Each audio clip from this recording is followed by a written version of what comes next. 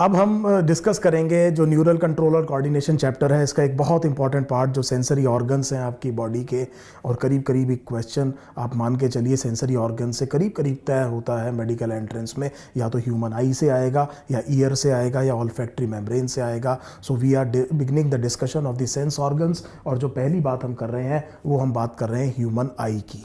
तो आप ये जानते हैं कि आप में बायनोक्यूलर स्टीरियोस्कोपिक विजन है। इसका मतलब आप ये समझिए कि आपकी जो दोनों आईज़ हैं वो फ्रंट ऑफ द हेड पर आ गई हैं, और आप किसी एक ऑब्जेक्ट की इमेज दोनों आँख से बनाते हैं। सो दोनों आँख से जब बनाते हैं तो इसका मतलब अगर मैं किसी ऑब्जेक्ट को देख रहा हूँ तो इसकी इमेज मेरी दोनों आँखें बना रही हैं, बायनोक्यूलर स्टीरियोस्कोपिक विजन। नंबर 2, अगर आप मूविंग पैरेलैक्स समझते हैं तो मेरे को डेप्थ परसेप्शन होता है इस स्टीरियोस्कोपिक विजन से। सो ये एक बहुत बड़ी इंप्रूवमेंट है ह्यूमन बींग्स की आई में कि हमारे पास एक बायनोक्यूलर क्या है, स्टीरियोस्कोपिक विजन है। हम बड़े आसानी से डिस्टेंस और स्पीड का भी अंदाज़ा लगा सकते हैं। अब जब मैं डिस्कस कर रहा हूँ ह्यूमन आई की, तो आप जानते हैं जो ह्यूमन आई बॉल है ये आई सॉकेट्स में लॉज्ड है। यहाँ पर 2 ह्यूमन आई बॉल्स आपके इन सॉकेट्स में, आई सॉकेट्स में लॉज्ड है। इस आई बॉल में आप ये देखेंगे there are 3 concentric layers. So human I ball has 3 concentric layers. So basically आप ये समझिए कि जो आउटर मोस्ट लेयर है इसको हम कहते हैं, पोस्टीरियरली इसको हम कहते हैं स्क्लेरा। तो मैं ये आउटर मोस्ट लेयर बना रहा हूँ ह्यूमन आई बॉल की, इसको मैं कह रहा हूँ स्क्लेरा, और यही चीज़ अगर एंटीरियरली बल्ज हो जाएगी into a convex portion which is called as the cornea. So मैंने ये आउटर मोस्ट ट्यूनिक बनाया है ह्यूमन आई का, इसको मैंने पोस्टीरियरली क्या कहा है, स्क्लेरा। इस पार्ट को मैंने कहा है स्क्लेरा, और ये स्क्लेरा बना है टफ कनेक्टिव टिश्यू का। ये स्क्लेरा बना है टफ कनेक्टिव टिश्यू का, और इसका फंक्शन है to provide protection to the eyeball. So हमने ये आउटर मोस्ट लेयर बनाई है जिसको पोस्टीरियरली मैंने स्क्लेरा कहा है, और मैं कह रहा हूँ कि स्क्लेरा किसकी बनी है, टफ कनेक्टिव टिश्यू की। काम क्या है, इस आई बॉल को प्रोटेक्ट करना। एंटीरियरली ये बल्ज हुआ है ट्रांसपेरेंट लेयर में, इस लेयर को आपने कहा है कॉर्निया। इस लेयर को आपने क्या कहा है, कॉर्निया। सो बेसिकली जो आउटर मोस्ट लेयर है पोस्टीरियरली स्क्लेरा, एंटीरियर जो कॉन्वेक्स बल्ज है इसको आपने क्या कहा है, कॉर्निया। और ये कॉर्निया ट्रांसपेरेंट है, ये कॉर्निया ट्रांसपेरेंट है। नंबर 2, इस कॉर्निया का, ये जो कॉर्निया का जो एंटीरियर सरफेस है, the anterior surface of the cornea is the major refractory surface of the human eye. It is the major refractory surface of the human eye. तो सबसे ज़्यादा रिफ्रैक्शन का मतलब ये हुआ जब लाइट एक मीडियम से दूसरे मीडियम में घुसती है तो उसमें बेंडिंग होती है, और उस बेंडिंग को आप क्या कहते हैं, रिफ्रैक्शन कहते हैं। सो ह्यूमन आई में जो मैक्सिमम रिफ्रैक्शन है वो anterior surface of the cornea provide करती है। This is a very important function of the cornea in human beings. इसके अलावा कॉर्निया के बारे में एक और चीज़ जानना आपके लिए बहुत ज़रूरी है कि ये कॉर्निया एवास्कुलर है। So the cornea is avascular. Avascular का फायदा ये हुआ कि corneal transplant are almost never rejected. Corneal transplant बहुत सक्सेसफुल होते हैं और कभी भी क्या नहीं होते, रिजेक्ट नहीं होते। बड़ा कॉमन क्वेश्चन है मेडिकल एंट्रेंस का। सो हम ये समझ गए कि ये जो पर्टिकुलर कॉर्निया है, एवास्कुलरिटी की वजह से हमने ये देखा कि आप कॉर्नियल ट्रांसप्लांट अगर करते हैं तो कॉर्नियल ट्रांसप्लांट कभी भी रिजेक्ट नहीं होता।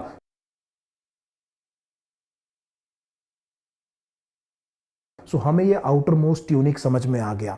आप इस चीज़ को थोड़ा सा ऐसे समझिए कि आपने टेनिस बॉल देखी होगी, और वो जो टेनिस बॉल है उसके ऊपर कपड़ा चढ़ा हुआ होता है। सो मैं ये कह रहा हूँ कि वो 3 लेयर्स हैं एक्चुअली। सो हम तो ये कट सेक्शन ऐसे बना रहे हैं, लेकिन ये गोला आपको ऐसे दिख रहा होगा। सो ये पार्ट क्या है, ये पार्ट क्या है, स्क्लेरा है, और एंटीरियर बल्ज में क्या होगा, कॉर्निया। और ये पर्टिकुलर पार्ट को आप कहेंगे कॉर्नियो स्क्लेरल जंक्शन। जिस जगह पर आपको ये दिख रहा है वो एक्चुअली अगर आप फ्रंट से देखेंगे तो कॉर्नियो स्क्लेरल जंक्शन ऐसा गोल होगा। मेरे ख्याल से आप इस चीज़ की मेंटल पिक्चर बना पा रहे हैं। सो आउटर मोस्ट ट्यूनिक को देखने के बाद में हम इसके अंदर की ट्यूनिक देखेंगे। इसके अंदर की ट्यूनिक को आप कहेंगे, कलेक्टिवली आप कहेंगे uvea. So please understand the second tunic, the middle tunic, क्योंकि इसके अंदर एक और आएगी तो हम इसे मिडिल भी कह सकते हैं। इसको कलेक्टिवली किस नाम से हमने बुलाया, हमने कहा यूविया। और ये uvea posteriorly forms a very vascular and heavily pigmented layer. This is called as the choroid. इसको आप कहते हैं कोरॉइड। सो पोस्टीरियर मोस्ट पार्ट में यूविया में आपने क्या देखा, कोरॉइड। कोरॉइड के बारे में मैंने आपसे ये कहा कि इसमें पिगमेंटेशन बहुत ज़्यादा है और इसकी वास्कुलैरिटी बहुत ज़्यादा है, और इसका मेन काम ये है कि अंदर जब लाइट आई के अंदर आती है तो उसको स्कैटर नहीं होने देती। It prevents the internal scattering of the light in the human eye ball. This is the function of the choroid, one of the functions of the choroid, and it is helped by it being heavily vascular and pigmented। अब जैसा मैंने आपसे कहा था कि ये कॉर्नियोस्क्लेरल junction है, इस कॉर्नियोस्क्लेरल जंक्शन पे एक स्मूथ मसल का, एक इनवॉलंटरी मसल की बॉडी इस तरह से बल्ज करेगी। इस बॉडी को आप कहेंगे सीलियरी बॉडी।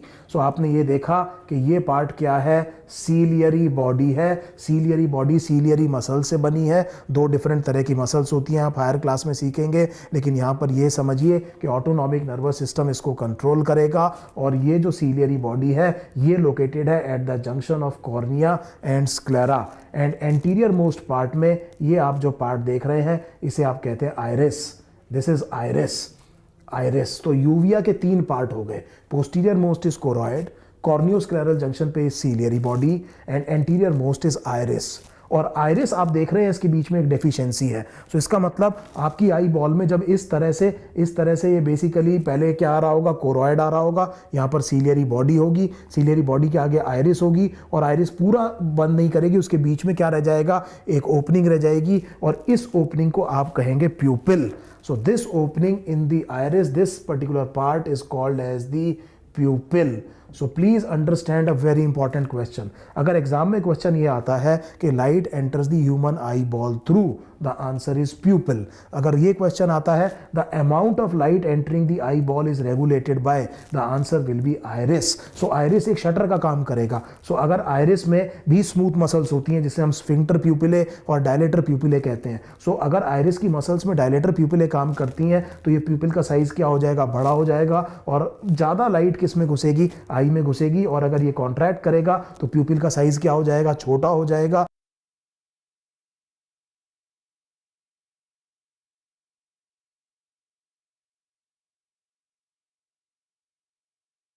और आई में कम लाइट एंटर करेगी। So I hope you have understood the second tunic. इसको एक बार रिवाइज करना बहुत जरूरी है। हमने कहा है कि जो मिडिल ट्यूनिक या सेकंड ट्यूनिक है उसका नाम है यूविया। यूविया में तीन चीजें हो गई, posterior most is choroid. This choroid will prevent internal scattering of the light. It is highly vascular, heavily pigmented. At the corneoscleral junction, the second part is ciliary body made up of smooth muscles. Ciliary body का एक बहुत important function होगा. This function is called as accommodation. इस accommodation को अभी हम detail में देखेंगे कि what is meant by the accommodation function of the human eye. और सबसे आगे होता है आइरिस। आइरिस के बीच में जो डेफिशिएंसी है इसे आप कहते हैं प्यूपिल। प्यूपिल से लाइट एंटर करती है, कितनी लाइट एंटर करेगी ह्यूमन आई बॉल में ये आइरिस डिसाइड करता है। Incidentally iris also decides the colour of your eye. So आपकी आंख का जो कलर जो कहते हैं ब्राउन है, ब्लू है, ये सब भी ये अमाउंट ऑफ द पिगमेंट पर डिपेंड करता है, जो पिगमेंट किस में है, आइरिस के अंदर है। अब हम बात करेंगे the inner most layer. The innermost layer of the human eye is the light sensitive layer, the image forming layer, which is called as retina. Now please understand, this retina does not cover the entire eyeball, and in its anterior part it is wavy. सो हम ये कह रहे हैं कि ये जो inner most layer है ये लाइट सेंसिटिव लेयर है, इस पे आपने इमेज बनानी है। इस लेयर को आपने क्या कहा है, रेटिना। और हम ये कह रहे हैं कि रेटिना का जो एंटीरियर पार्ट है वो वेवी है, और इस एंटीरियर वेवी पार्ट को आपने कहा ओरा सेरेटा। ओरा सेरेटा। So these are the three tunics. So outermost sclera, cornea, uvea, choroid, ciliary body and iris, and innermost the light sensitive layer which is called as the retina. अब मैं क्या कर रहा हूं कि मैं इस पर्टिकुलर आई में एक ह्यूमन लेंस को सस्पेंड कर रहा हूं, the lens of the human eye. So now I am suspending what is called as the lens. And अगर आप ये देखेंगे ये मैंने लेंस को यहां पर सस्पेंड किया। The human lens is made up of crystalline and elastic proteins. So it is made up of crystalline as well as elastic proteins. सो पहली बात आपको समझ में आ गई, इलास्टिसिटी की वजह से अगर इसको खींचा जाए तो इसकी शेप को क्या किया जा सकता है, चेंज किया जा सकता है। क्रिस्टलाइन का मतलब आपको समझ में आ गया कि ये ट्रांसपेरेंट होगा और ये बनाता है इस तरह के इलास्टिक और क्रिस्टलाइन प्रोटीन्स बनाते हैं ह्यूमन लेंस को, और इस ह्यूमन लेंस को हम सस्पेंड करेंगे जोनरी या सस्पेंसरी लिगामेंट से।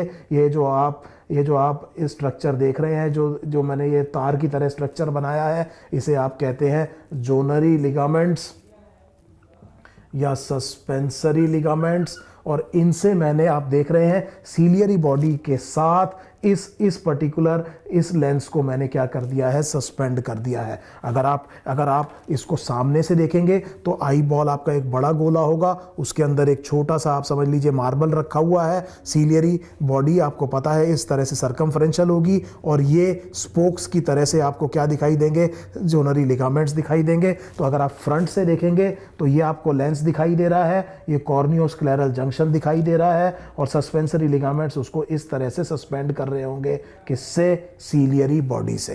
अब इस लेंस को सस्पेंड करते ही आप ये देखेंगे कि यहां पर दो पर्टिकुलर कंपार्टमेंट्स बन गए हैं। एक कंपार्टमेंट जो कि इस लेंस के पीछे है, और एक कंपार्टमेंट जो लेंस के आगे है। इस जगह को देख रहे हैं और इस जगह को देख रहे हैं। यहां पर जो फ्लूइड भरी होती है, उस फ्लूइड को आप कहते हैं विट्रियस ह्यूमर। उस फ्लूइड को हमने कहा है विट्रियस ह्यूमर। तो हम ये कह रहे हैं कि जैसे ही हमने ह्यूमन लेंस को सस्पेंड किया, उसकी वजह से दो डिफरेंट कंपार्टमेंट्स बन गए हैं। लेंस के पीछे जो कंपार्टमेंट है, उसमें जो फ्लूइड है, वो फ्लूइड थोड़ी विस्कस है, उसमें थोड़ा कैल्शियम, हाइल्यूरोनिक एसिड ज़्यादा है। इस पर्टिकुलर पार्ट को आपने क्या कहा है, विट्रियस ह्यूमर। इस विट्रियस ह्यूमर का जो मेन फंक्शन है वो ये है कि वो इसको फिल करके इस आई बॉल की शेप को मेंटेन करता है। सो दिस विट्रियस ह्यूमर अपनी कंसिस्टेंस की वजह से जो फिल हुआ है किसके अंदर, आई के अंदर, वो आई बॉल की शेप को क्या करता है, मेंटेन करता है। और अगर आप आगे देखें तो इधर जो फ्लूइड भरी हुई है, उस फ्लूइड को आप कहते हैं एक्वस ह्यूमर।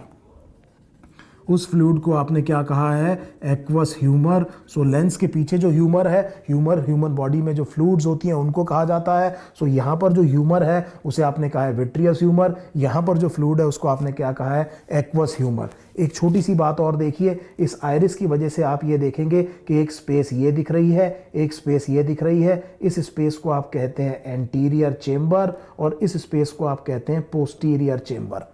सो ये हालांकि आइरिस बहुत पास आएगी लेंस के, सो बहुत अगर आप बहुत ज़्यादा एनाटमी में जाएंगे तो थोड़ा सा डिफरेंस आपको डायग्राम में मैं यहाँ समझाने के लिए एक फंक्शनल डायग्राम बना रहा हूँ। सो आप देख रहे हैं आइरिस के आगे एक एंटीरियर चेंबर है, आइरिस के पीछे क्या है, एक पोस्टीरियर चेंबर है, और यहाँ पर एक इंटरकनेक्टेड कैनाल है। इस कैनाल को आप कहेंगे कैनाल ऑफ श्लेम। इस कैनाल को आप कहेंगे कैनाल ऑफ श्लेम। सो इतनी आपको एनाटमी समझ में आ गई है। अब ये जो पर्टिकुलर एक्वस ह्यूमर है, ये फिल्ट्रेट होगा प्लाज्मा का बेसिकली, और ये सिक्रीट करेगी सीलियरी बॉडी। सीलियरी बॉडी इसको सिक्रीट करेगी, किसको, एक्वस ह्यूमर को। अब आप एक्वस ह्यूमर के आप सर्कुलेशन को समझने की कोशिश कीजिए। ये एक्वस ह्यूमर जब यहाँ से आया तो पहले पोस्टीरियर चेंबर में, फिर कहाँ जाएगा, एंटीरियर चेंबर में, फिर किसके थ्रू, कैनाल ऑफ श्लेम के थ्रू, और सीलियरी बॉडी इसको क्या करती रहेगी, वापस क्या कर लेगी, रीएब्जॉर्ब कर लेगी। तो इस तरह से एक्वस ह्यूमर कंटिन्यूअसली प्रोड्यूस होता रहता है।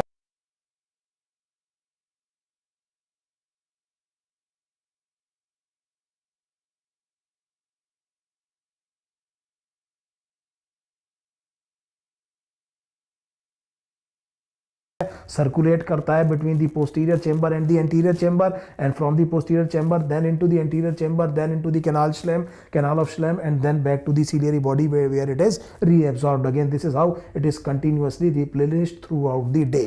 Now there is a very important question here. Now what happens when canal of Schlemm gets blocked? मान लीजिए अगर कोई एग्जाम में क्वेश्चन आपसे ये पूछता है कि अगर कैनाल ऑफ श्लेम ब्लॉक हो गया तो क्या प्रॉब्लम आएगी। अब आप समझ सकते हैं कि यहाँ पर कंटिन्यूअसली क्या सीक्रेट हो रहा है, एक्वस ह्यूमर, और वो एक्वस ह्यूमर वापस जाकर के रीएब्जॉर्ब नहीं हो पाएगा, इसलिए इस एरिया में क्या हो जाएगा, इकट्ठा, and this will lead to what is called as raised intraocular tension.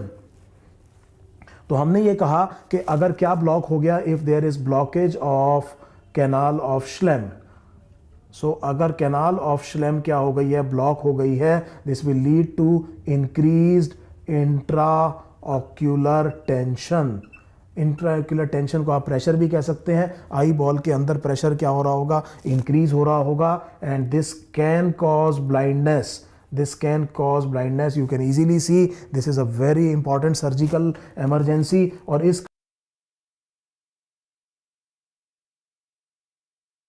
Condition को आप कहते हैं ग्लॉकोमा। इस कंडीशन को आप कहते हैं ग्लॉकोमा। हिंदी में इस चीज़ को काला मोतिया कहा जाता है। सो ग्लॉकोमा में क्या होगा, कैनाल ऑफ श्लेम ब्लॉक हो जाएगी, जिसकी वजह से यहाँ पर क्या इकट्ठी होगी, फ्लूइड इकट्ठी होगी। और उस फ्लूइड के इकट्ठे होने के बाद में आप क्या देखेंगे कि अंदर इंट्राऑक्यूलर टेंशन क्या हो रही है, इंक्रीज हो रही है, जिसकी वजह से ब्लाइंडनेस का खतरा हो सकता है। ये सर्जिकल इमरजेंसी है। जो ऑप्थेल्मिक सर्जन होगा उसे इस कैनाल ऑफ श्लेम को अर्जेंटली क्या करना पड़ेगा, ओपन करना पड़ेगा। सो हमने इस पर्टिकुलर वीडियो में एक बेसिक एनाटमी पढ़ने की कोशिश की है ह्यूमन आई बॉल की। आप इस डायग्राम को बड़े ध्यान से देखिए, तीनों ट्यूनिक्स देखिए, तीनों ट्यूनिक्स के क्या क्या मॉडिफिकेशंस हैं उनको देखिए। ह्यूमन लेंस जो कि क्रिस्टलाइन और इलास्टिक प्रोटीन का बना है, उसको मैंने सस्पेंड किया है, किससे, सीलियरी बॉडी से सस्पेंड किया है। उसके सस्पेंशन की वजह से आप दो कंपार्टमेंट देख रहे हैं। एक में मैंने अलग फ्लूइड भरी है जिसे मैं कह रहा हूँ विट्रियस ह्यूमर, उसके आगे मैंने एक्वस ह्यूमर, यहाँ पर anterior chamber, posterior chamber, canal of Schlemm और glaucoma. So please make note of this diagram, study the diagram.